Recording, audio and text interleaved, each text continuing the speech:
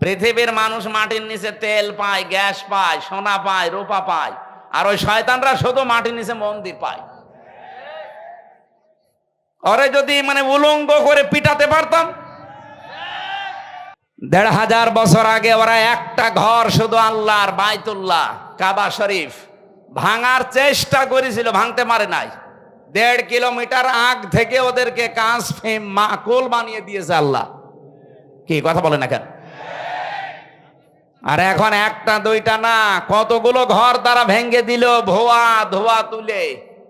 কি ধোয়া? ধোয়া ধোয়া।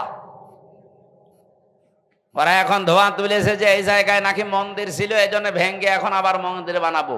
পৃথিবীর মানুষ মাটির নিচে তেল পায়, গ্যাস পায়, সোনা পায়, রূপা পায়, আর ওই শয়তানরা শুধু মাটির নিচে মন্দির পায়। ওরে যদি উলঙ্গ করে পিটাতে পারতাম।